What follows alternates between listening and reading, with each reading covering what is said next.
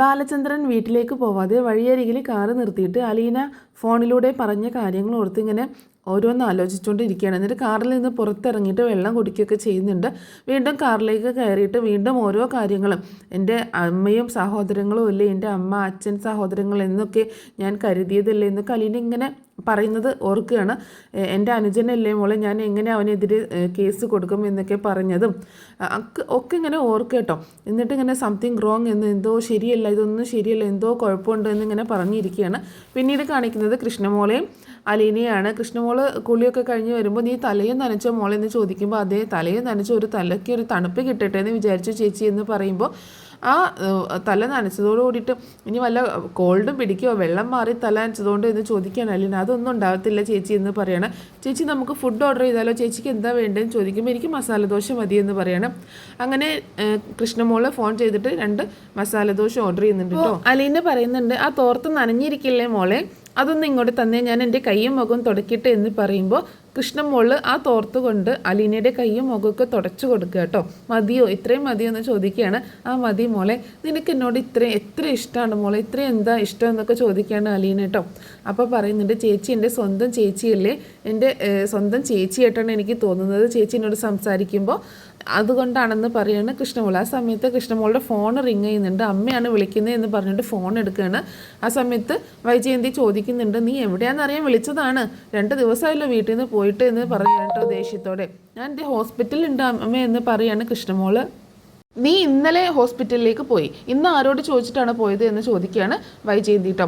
ഞാൻ അച്ഛനോട് ചോദിച്ചു, നീ എന്നോട് ചോദിച്ചു, അതിനെ എല്ലാവരോടും ചോദിക്കുന്നത്, എല്ലാവരോടും പറയേണ്ട കാര്യമുണ്ടോ എന്നൊക്കെ ചോദിക്കുകയാണ് കൃഷ്ണമോള്. നിന്റെ പെറ്റ് നല്ല അറിയണ്ടേ നീ എവിടെ പോയി എന്താണെന്നൊക്കെ, അമ്മയോട് അച്ഛൻ പറഞ്ഞിട്ടില്ലേ എന്ന് ചോദിക്കുമ്പോൾ എന്നോട് ആരും പറഞ്ഞിട്ടില്ല എന്ന് പറയാണ്. അമ്മയോട് അച്ഛൻ പറഞ്ഞിട്ടുണ്ടാവുമല്ലോ എന്ന് ചോദിക്കുകയാണെ. നിനക്കൊന്ന് വിളിച്ച് പറയാൻ പാടില്ലായിരുന്നു എന്ന് ചോദിക്കുന്നുണ്ട്. ഞാൻ അച്ഛനോട് പറഞ്ഞല്ലോ, പിന്നെ എല്ലാവരോടും ഇങ്ങനെ പറയേണ്ട കാര്യമില്ലല്ലോ എന്ന് പറയണേ. അപ്പോൾ വൈജയന്തി പറയുന്നുണ്ട് നീ ഇങ്ങോട്ടേക്ക് വാ, നിന്നെ ഞാൻ ശരിയാക്കി തരാം എന്ന് പറയണേ. ഇപ്പോഴാണോ അമ്മ അന്വേഷിക്കുന്നത് മകൾ വീട്ടിലെത്തിയിട്ടില്ലല്ലോ എന്നുള്ളത്, ചുമ്മാ അറിഞ്ഞു വെച്ചിട്ട് എല്ലാ കാര്യങ്ങളും അറിഞ്ഞു വെച്ചിട്ട് എങ്ങനെ ദേഷ്യപ്പെട്ടുകൊണ്ട് സംസാരിക്കല്ലേ എന്ന് പറയുമ്പോഴാണ് നീ ഇങ്ങോട്ടേക്ക് വാ, നാളെ ഇങ്ങോട്ടേക്ക് വാ, ഞാൻ ശരിയാക്കി തരാം എന്ന് പറയണ്ടോ, എന്നാൽ അങ്ങനെ ആയിക്കോട്ടെ എന്ന് പറഞ്ഞിട്ട് കൃഷ്ണമോള് ഫോൺ വെക്കുകയാണ്. അമ്മ എല്ലാം അറിഞ്ഞു വെച്ചിട്ട് ചുമ്മാ ചൊറിയാൻ വേണ്ടി ചോദിക്കുന്നതാണ് ചേച്ചി എന്ന് പറഞ്ഞിട്ട് അലീനയോട് ഇങ്ങനെ പരാതി പറയുന്നുണ്ട് കൃഷ്ണമോള്. ഞാനിവിടെ അലീന ചേച്ചിക്ക് കൂട്ടുവന്ന് കിടക്കുന്നതിൻ്റെ ദേഷ്യമാണ് ആ കാണിച്ചത് എന്നൊക്കെ പറയാണ് നമ്മുടെ കൃഷ്ണമോളും. അപ്പോൾ അലീന പറയുന്നുണ്ട് സാരമില്ല അമ്മയല്ലേ, പറയാത്തതിൻ്റെ ദേഷ്യം കാണും, വിട്ടേക്ക്, അവഗണനയാണ് ഏറ്റവും വലിയ വേദന എന്നിങ്ങനെ പറയാണ് അലീന. പിന്നീട് കാണിക്കുന്നത് പിറ്റേ ദിവസം രാവിലെ കൃഷ്ണമോൾ സ്കൂളിലേക്കൊക്കെ പോകാൻ റെഡി ആവുകയാണ്. അപ്പോൾ അലീന ചോദിക്കുന്നുണ്ട് നീ ഫുഡ് കഴിച്ചില്ലല്ലോ എന്ന് പറയുമ്പോൾ അത് ഞാൻ പോകുന്ന വഴി ക്യാൻറ്റീനിൽ കയറി കഴിച്ചോളാം എന്ന് പറയാണ്. അപ്പോൾ ചോദിക്കുന്നുണ്ട് അത് നിനക്ക് ഒറ്റയ്ക്ക് പോയിരുന്ന് കഴിക്കാൻ പേടിയാവില്ലേ എന്ന് ചോദിക്കുമ്പോൾ എന്തിനാണ് പേടിക്കുന്നത്, മടിയൊന്നുമില്ല എന്ന് ചോദിക്കുകയാണ്. എന്തിനാണ് മടിക്കുന്നത്, നമ്മൾ ഫുഡ് കഴിച്ചിട്ട് കൊടുക്കുന്നത് ചക്കക്കുരു ഒന്നുമില്ലല്ലോ, ക്യാഷ് അല്ലേ എന്ന് പറയണം.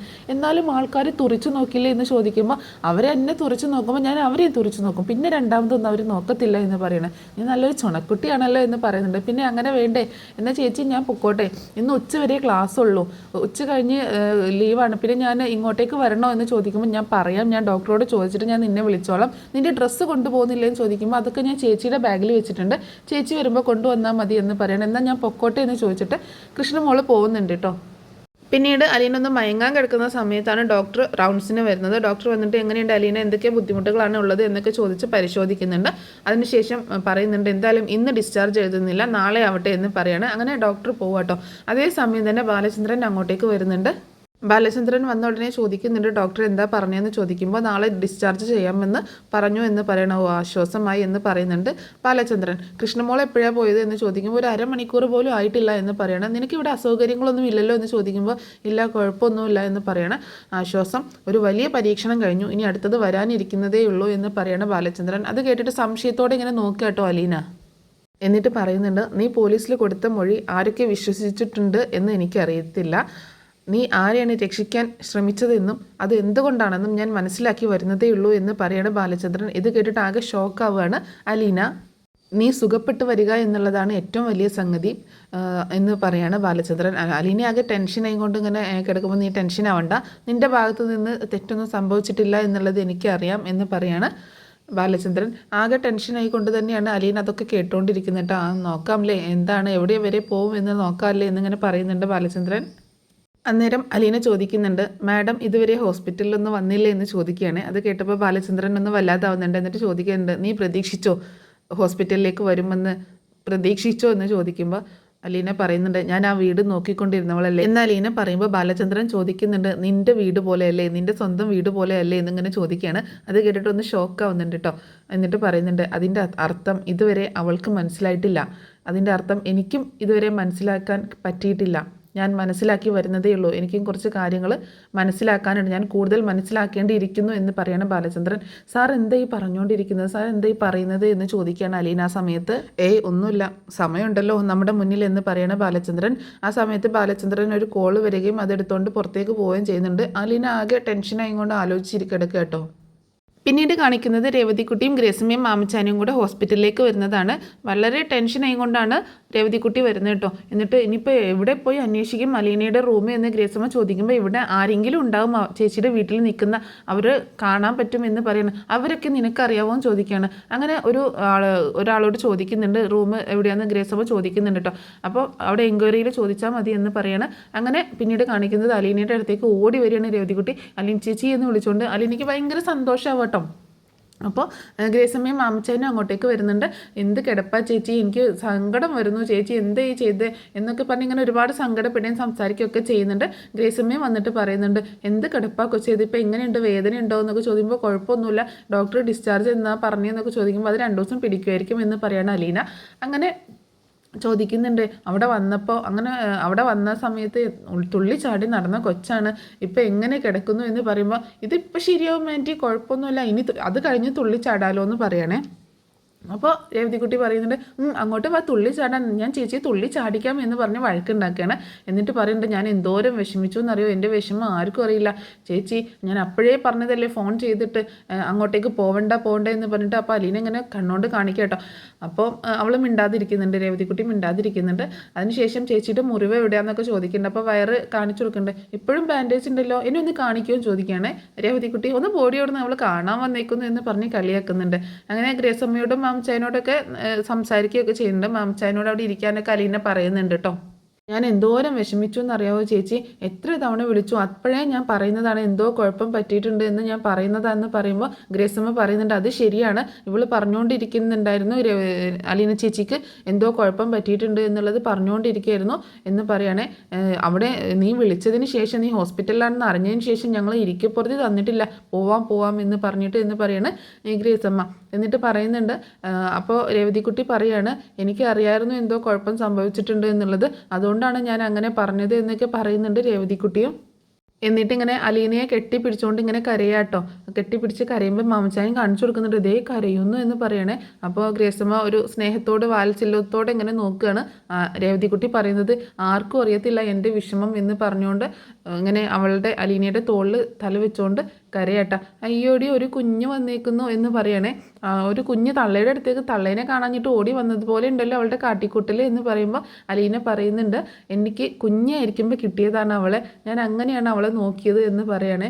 അത്രയും ഒരു സ്നേഹത്തോടെയാണ് നോക്കിയത് എന്ന് പറയുന്നുണ്ട് അലീനയും. ആ സമയത്ത് രേവതിക്കുട്ടി ചോദിക്കുന്നുണ്ട്, അങ്കിളെ ഇന്നൊരു ദിവസം ഇവിടെ എവിടെയെങ്കിലും റൂം എടുക്കാവോ എന്ന് ചോദിക്കുകയാണ്. അതെന്തിനാടി, ഇന്ന് ഞാനാണ് അലീന ചേച്ചിക്ക് ബൈസ്റ്റാൻഡറായിട്ട് നിൽക്കുന്നത്, എനിക്ക് കുറേ കാര്യങ്ങൾ ചോദിക്കാനും പറയാനും ഒക്കെ ഉണ്ട്, അതുകൊണ്ട് ഇവിടെ എവിടെയെങ്കിലും റൂം എടുക്കാവോ ചോദിക്കുമ്പോൾ മാമച്ചാൻ ഗ്രേസമ്മ ഇങ്ങനെ നോക്കുന്നുണ്ട് കേട്ടോ. അപ്പോൾ പറയുന്നുണ്ട്, അവളുടെ ഒരു ആഗ്രഹമല്ലേ, നമുക്കിന്ന് അങ്ങനെ ചെയ്യാമെന്ന് ഗ്രേസമ്മ പറയാണ്. അപ്പോൾ എന്തിനാടി അവരെ ബുദ്ധിമുട്ടിക്കുന്നതെന്ന് ചോദിക്കുകയാണ് അലീന. അവർക്കൊരു ബുദ്ധിമുട്ടില്ല, ചേച്ചിക്ക് വല്ല ബുദ്ധിമുട്ടുണ്ടോ അത് പറഞ്ഞാൽ മതി എന്ന് പറയുമ്പോൾ രേവതിക്കുട്ടിയുടെ കൈയെടുത്ത് പിടിച്ച് തൻ്റെ മുഖത്തോട് ചേർത്ത് ഇങ്ങനെ പിടിക്കുകയാണ് അലീന. പിന്നീട് കാണിക്കുന്നത് മാമച്ചാനെയും ഗ്രേസമ്മയും കൂടെ കാറിൽ പോവുകയാണേ. ആ സമയത്ത് രേവതിക്കുട്ടി പുറത്തിറങ്ങി വന്ന് നിൽക്കുന്നുണ്ട്. നീയും ഞങ്ങളുടെ കൂടെ വരികയാണോ എന്ന് ചോദിക്കുകയാണ്. അല്ല, ഞാൻ എൻ്റെ ബാഗ് എടുക്കാൻ വന്നതാണ്, ഞങ്ങൾ റൂം കണ്ടെത്തി റൂമിലേക്ക് പോയിട്ട് തിരിച്ചിങ്ങോട്ടേക്ക് തന്നെ വരും, അപ്പോൾ കൊണ്ടുവന്നാൽ പോരെ ബാഗ് എന്ന് ചോദിക്കുമ്പോൾ അത് പറ്റത്തില്ല, അപ്പോൾ എങ്ങാനും മറന്നു പോയാലോ, അങ്കിളെ ആ ഡിക്കി ഒന്ന് ഓപ്പൺ ആക്കണേ എന്ന് പറഞ്ഞിട്ട് രേവതിക്കുട്ടി പോയി ബാഗ് എടുക്കുന്നുണ്ട് കേട്ടോ. അങ്ങനെ ബാഗ് എടുത്തതിന് ശേഷം ഗ്രേസമ്മയോടും മാമച്ചായനോടും വന്ന് പറയുന്നുണ്ട്, എടുത്തു ഇനി വിട്ടോ, പിന്നെ എനിക്ക് ചോക്ലേറ്റ് മേടിച്ചുകൊണ്ട് വരുന്നേ, എനിക്കല്ല അലീന ചേച്ചിക്ക് എന്ന് പറയണ രേവതിക്കുട്ടി. നീ പോടി കള്ളി എന്ന് പറഞ്ഞുകൊണ്ട് പിന്നെ അവരവിടെ നിന്ന് പോവുക കേട്ടോ. പിന്നീട് ബാഗുമായിട്ട് റൂമിലേക്ക് വരികയാണ് രേവതിക്കുട്ടി. എന്നിട്ട് ഫോൺ എടുത്തുകൊണ്ട് വന്നിട്ട്, ചേച്ചി ബാലചന്ദ്രൻ സാറിൻ്റെ നമ്പർ ഒന്ന് തരുമോ? എന്തിനാ മോളെ? അല്ല ഞങ്ങൾ ഞങ്ങളിവിടെ വന്നിട്ടുണ്ടെന്ന് വിളിച്ച് പറയണ്ടേ, ഇന്ന് വേറെ ബൈസ്റ്റാൻഡർ ഒന്നും വേണ്ടാന്ന് പറയണ്ടേ അങ്കിളിനോട് എന്ന് പറയണം. ആ നമ്പർ ഞാൻ പറഞ്ഞു തരാമെന്ന് പറഞ്ഞിട്ട് നമ്പർ പറഞ്ഞു കൊടുക്കുന്നുണ്ട് കേട്ടോ. അതേസമയം ബാലചന്ദ്രൻ വീട്ടിലേക്ക് എത്തുന്ന ആ സമയത്ത് തന്നെ കൃഷ്ണമോൾ ഓടി വന്നിട്ട് ചോദിക്കുന്നുണ്ട്, അച്ഛൻ എപ്പോഴാണ് ഹോസ്പിറ്റലിലേക്ക് പോകുന്നത്? ആ പോകുന്നുണ്ട്. ഞാൻ വരണ്ടേ അച്ഛാ? ഞാനല്ലേ ബൈസ്റ്റാൻഡറായിട്ട് നിൽക്കേണ്ടത് എന്ന് ചോദിക്കുകയാണ്. കഴിഞ്ഞ 2 ദിവസമായിട്ട് നീ തന്നെയല്ലേ നിൽക്കുന്നത്, നീ പോര് എന്ന് പറയാണ് ബാലചന്ദ്രൻ. ആ സമയത്ത് അവിടെ ഇരുന്നിരുന്ന വൈജ എഴുന്നേറ്റ് ദേഷ്യപ്പെട്ടുകൊണ്ട് വരുന്നുണ്ട്. നിങ്ങൾക്കൊക്കെ എന്തിൻ്റെ സൂക്കേടാണ്? നിനക്ക് എന്താ സൂക്കേട് കൃഷ്ണേ? നീ എന്തിനാണ് ഇങ്ങനെ പോയി നിൽക്കുന്നത്? അത് ഇവിടുത്തെ ഒരു വേലക്കാരിയല്ലേ? നിങ്ങളുടെയൊക്കെ കാട്ടിക്കൂട്ടൽ പ്രകാരം അവളെ ഇവിടുത്തെ ഒരു അംഗമാക്കി മാറ്റുമല്ലോ. ഒരു വെറും വേലക്കാരിയല്ലേ? എല്ലാവർക്കും എന്തൊരു ഉത്സാഹമാണ് അവളെ പരിചരിക്കാനും ശുശ്രൂഷിക്കാനും ഒക്കെ എന്ന് പറയാണ്. ഏറ്റവും കൂടുതൽ കടമയും ഏറ്റവും കൂടുതൽ ആവേശം കൂടുതൽ ബാലചന്ദ്രനാണ്. കാണുന്നവർക്കൊക്കെ സംശയം തോന്നും, ബാലചന്ദ്രൻ്റെ ആദ്യ ഭാര്യയിലെ മകളാണോ അലീന എന്ന് സംശയം തോന്നുമെന്ന് ദേഷ്യത്തോടു കൂടി തന്നെ പറയട്ടോ വൈജ. അന്നേരം ബാലചന്ദ്രനാണെങ്കിൽ വൈജയുടെ മുഖത്ത് നോക്കി തന്നെ ഉറച്ച ശബ്ദത്തിൽ പറയുന്നുണ്ട്, എൻ്റെ അല്ല എന്നുള്ളത് എനിക്ക് നല്ല തീർച്ചയുണ്ട്. കൈതക്കൽ കുഞ്ഞിരാമൻ മേനോനെ 3 ആൺമക്കളും ഒരു മോളുമാണ് ഉള്ളത്. അതിൽ ആരുടെയും ആവാതിരുന്നാൽ മതി എന്ന് പറയണം. അത് കേട്ടതും വൈജ ആകെ ഷോക്കാവാണ്. എന്ത് പറയണമെന്നറിയാതെ ഇങ്ങനെ തപ്പിത്തടയുന്നുണ്ട് കേട്ടോ. അന്നേരമാണ് ബാലചന്ദ്രൻ്റെ ഫോണിലേക്ക് രേവതിക്കുട്ടി വിളിക്കുന്നത്. ഹലോ ബാലചന്ദ്രൻ സാർ എല്ലാം ചോദിക്കുന്നുണ്ട്. അത് ആരാ മനസ്സിലായില്ല എന്ന് പറയുമ്പോൾ ഞാൻ രേവതിക്കുട്ടിയാണ്, അലീന ചേച്ചിയുടെ അനിയത്തി എന്ന് പറയണം. ആ മനസ്സിലായി, നിങ്ങളുടെ വീട്ടിലേക്കല്ലേ അലീന അന്ന് വന്നത്, നിന്നെ കാണാനല്ലേ വന്നത് എന്ന് ചോദിക്കുകയാണ്. അതേ അങ്കിളെ, അങ്കിളെ ഞങ്ങളെ ഇപ്പോൾ ഇവിടെ ഉണ്ട് കേട്ടോ, പാലായിലുണ്ട്, ഹോസ്പിറ്റലിലേക്ക് വന്നതാണ്. ഹോസ്പിറ്റലിലുണ്ടോ? എങ്ങനെ നീ വന്നോ എന്ന് ചോദിക്കുമ്പോൾ എൻ്റെ വീട്ടിൽ നിൽക്കുന്ന അങ്കിളും ആൻറ്റിയും കൂടിയിട്ടാണ് വന്നത്, മാമച്ചനങ്ങളും ഗ്രേസും ആൻറ്റിയും കൂടിയിട്ടാണ് വന്നത്. ഞാനിപ്പോൾ ഹോസ്പിറ്റലിൽ അലീന ചേച്ചിയുടെ അടുത്തുണ്ട് എന്ന് പറയണേ. അപ്പോൾ അവരെവിടെ കൂടെ ഉണ്ടോ എന്ന് ചോദിക്കുമ്പോൾ ഇല്ല, അവരിവിടെ ഹോട്ടലിൽ റൂം എടുക്കാൻ വേണ്ടിയിട്ട് പുറത്തേക്ക് പോയി എന്ന് പറയണേ. അങ്കിളെ ഇന്ന് ഞാനാട്ടോ അലീന ചേച്ചിക്ക് ബൈസ്റ്റാൻഡറായിട്ട് നിൽക്കുന്നത്, അത് പറയാനാണ് വിളിച്ചത് എന്ന് പറയുമ്പോൾ അത് ബുദ്ധിമുട്ടാവില്ലേ എന്ന് ചോദിക്കുകയാണ്. ഒരു ബുദ്ധിമുട്ടും ഇല്ല എന്ന് പറയുന്നുണ്ട്. അങ്ങനെ എന്നാൽ ശരി അങ്ങളെ വെച്ചോട്ടെ എന്ന് പറഞ്ഞിട്ട് ഫോൺ വെക്കുകയാണേ. ആ ഫോൺ വെച്ചതിന് ശേഷം വൈജയ് നീ കേൾക്കേണ്ട കാര്യമാണ് എന്ന് പറയുന്നുണ്ട്. അതെന്താ എന്ന് ചോദിക്കുമ്പോൾ അങ്ങ് എറണാകുളത്ത് കിടക്കുന്ന ആൾക്കാരാണ് അലീനയെ കാണാനായിട്ട് വന്നേക്കുന്നത്. അവളുടെ അനിയത്തി ഉണ്ടല്ലോ രേവതിക്കുട്ടി, അവർ നിൽക്കുന്ന ആ വീട്ടിലെ ആ മുതലാളിയും മാഡവും ആണ് അവളെയും കൂട്ടിയിട്ട് ഇങ്ങോട്ടേക്ക് വന്നിട്ട് ഇന്ന് അവിടെ സ്റ്റേ ആണ് ചെയ്യുന്നത്. ഇതിലിപ്പോൾ ഞാനെന്താ മനസ്സിലാക്കേണ്ടത് എന്ന് ചോദിക്കുമ്പോൾ ഇത്രയും ദിവസമായിട്ട് നമ്മുടെ വീട്ടിൽ നിൽക്കുന്ന പെൺകുട്ടിയാണ്, അവൾക്കൊരു ബുദ്ധിമുട്ട് വന്നിട്ട് കുത്തേറ്റ് കിടക്കുന്നത് കണ്ടിട്ട് ഒന്ന് പോയി അന്വേഷിക്കാൻ നിനക്ക് തോന്നിയില്ലല്ലോ വൈജയ് എന്ന് ചോദിക്കുമ്പോൾ എനിക്കതിൻ്റെ ആവശ്യമില്ല എന്ന് പറയണേ.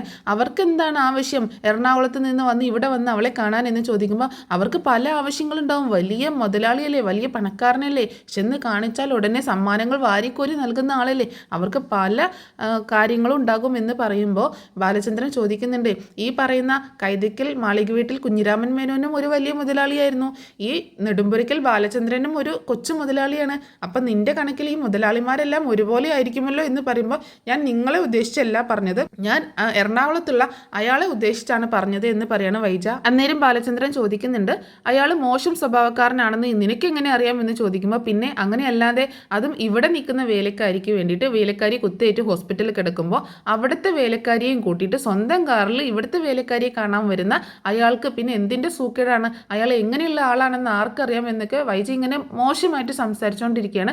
അപ്പോൾ കൃഷ്ണ പറയുന്നുണ്ട്, അമ്മയെ ഒന്ന് നിർത്ത്, ഇത്രയും തറയാവല്ലേ എന്ന് പറഞ്ഞുകൊണ്ട് കൃഷ്ണ അവിടെ നിന്ന് പോവുകയാണ്. അത് കേട്ടിട്ട് ബാലചന്ദ്രനെ ഒന്ന് രൂക്ഷമായിട്ട് നോക്കിയിട്ട് വൈജ വീണ്ടും പോയിരുന്ന് കോഫി കുടിക്കുകയാണ്. ബാലചന്ദ്രൻ അവിടെ നിന്ന് പോകുന്നുണ്ട്. പിന്നീട് ബാലചന്ദ്രൻ പോയ വഴി ഇങ്ങനെ നോക്കിയിരിക്കുന്ന വൈജയെ കാണിച്ചുകൊണ്ടാട്ടോ ഇന്നത്തെ എപ്പിസോഡ് അവസാനിക്കുന്നത്.